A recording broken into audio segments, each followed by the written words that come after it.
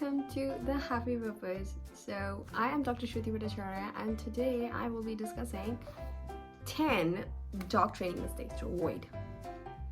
Yep, it is said that every dog guardian should be a dog trainer as well, but sometimes there are factors that get in the way and make us less than pleasant trainers. Sorry about that. So in this video, I will be discussing the top 10 mistakes most people make and, well, why you should avoid them. After all, we all want to be the best guardian our dog can have. They are a part of our family, they are a part of our soul, and we only want what's best for them. These are little mistakes, but they can easily be avoided, so stick around all the way till the end of the video. And if you haven't subscribed to the channel yet, please do so and ring the notification bell so that YouTube can inform you every time I release a new video, be it from the Happy Puppers or be it Shruti and Delta's Zeus and Delta's caricatures. So go ahead, hit that subscribe button, ring that notification bell, and if you've been enjoying the video so far, also hit that like button. Even though I will ask you to do that at the end as well, so it's alright. Okay, now 10 dog training mistakes that you must avoid. Let's get into it. The first one, not starting the training at an early time point. Most people are of the thought that, okay, I have a puppy now, let the puppy grow up, maybe around 6 months, 8 months, 1 year, then I'll start training. That is the biggest mistake you can do. Not starting the training at the correct time point. The time you should be starting to train your dog is when your dog gets home. Now, if your dog gets home today, that's the time you start the training. If you're getting a senior dog or an older dog or a dog who's not a puppy, the day your dog gets home is the day the training starts. First thing to train is your dog's name. The second thing you start with sit and then come and then stay, and you build up on that. But the moment your dog enters home, that is the time the training must begin. While the dog is adapting to the surroundings, you can easily train your dog in some small tips and tricks that can be very handy in future. Do not wait for your puppy to grow up and become a full-blown adult dog before you start the training. Because in adulthood, the training process will be much difficult. So do not make this mistake. Point number 2. Not using positive reinforcement while training. Now, your dog has followed your instruction. You asked your dog to sit, your dog sat down, but there is no positive reinforcement. Why should the dog do it a second time? You're not really giving them a reason to. Now, giving positive reinforcement does not mean that every damn time you give your dog a treat. Yes, once your dog has been trained, the treats should be weaned off. Your dog will follow the command automatically because it's a part of his muscle memory. However, you can always accompany it with praises. Good boy, oh my god, you're such a cute boy, this is good, that is good. Yes. Encouragement. Zeus is looking at me because he thought I was telling that to him. Yes, you're a good boy, Zuzu.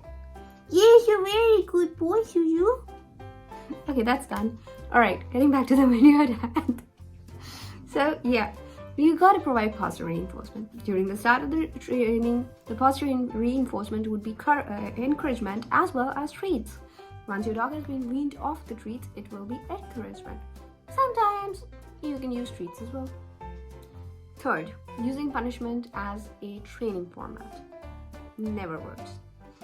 It may have worked with your kids, but it's definitely not going to work with your dog. If you are using punishment to teach your dog what he's supposed to do, you can forget your dog ever learning that trick. That is not the right way. Dogs understand the language of love much better than the language of fear. If you are using punishment or even, newspaper on the nose or hitting your dog or putting a shock collar or anything of the sort, even though you think it's for the betterment of your dog will not take it in that manner. Your dog will become fearful of you and that may lead to aggression. Then you have a different sort of a problem on your hand with an aggressive dog. So, when training, the only way to go about training is positive reinforcement. There is no other way. It's tried, tested, and true.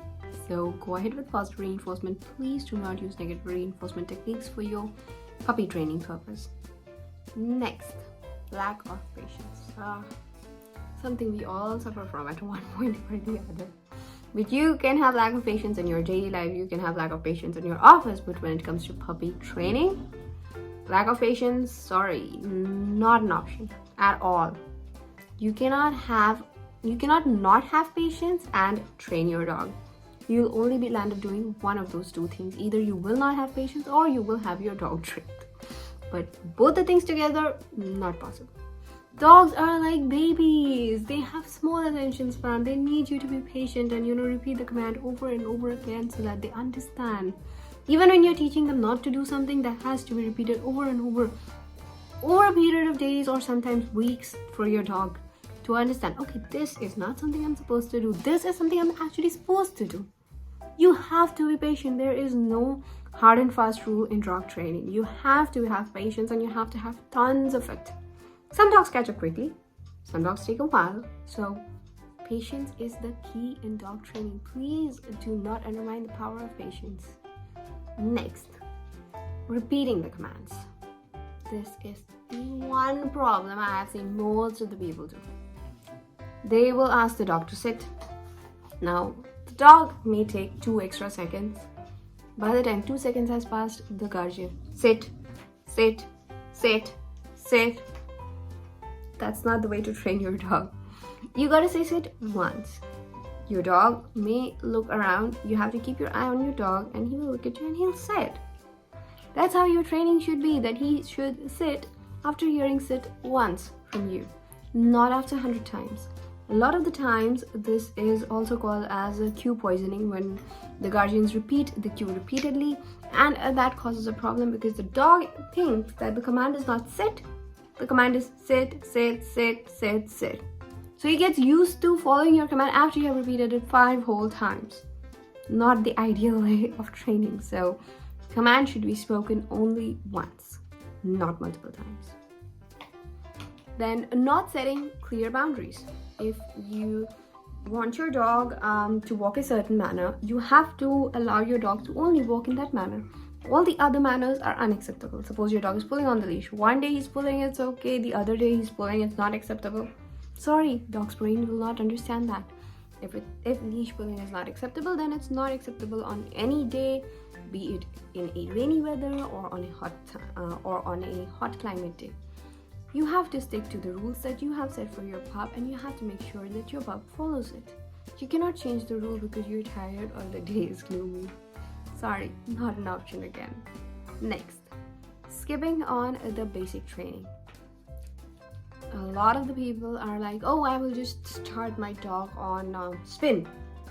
Your dog doesn't know sit, your dog doesn't know your dog doesn't know stand. Yeah, your dog has understood from your body language and from receipt of treats what he's supposed to do when, but he does not actually know the cue. That is wrong. Teach your dog, always start with the basic things. Always start with the basic things. Next, no consistency.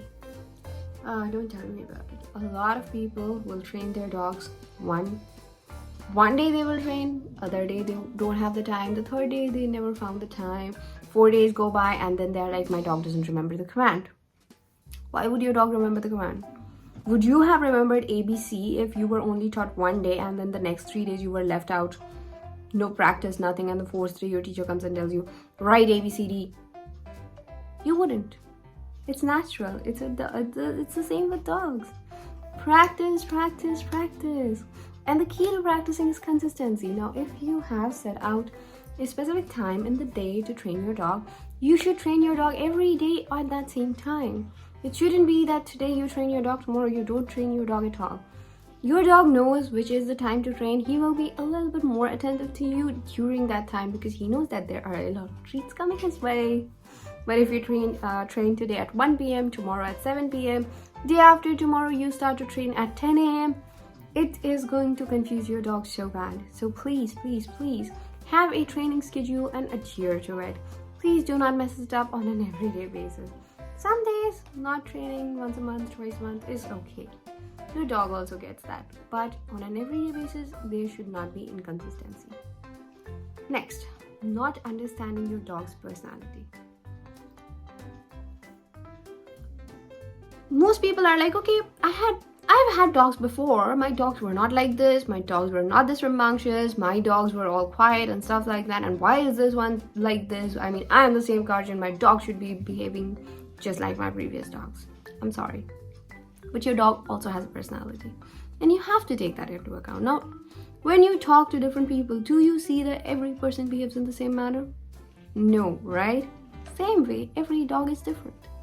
And every dog's personality can be different. It is your responsibility as a guardian to judge your dog's personality and to find out how your dog likes to behave and how your dog may react to certain situations and then work around it. It's not that there is a rule book that you follow and it works with every dog. No, because every dog is different.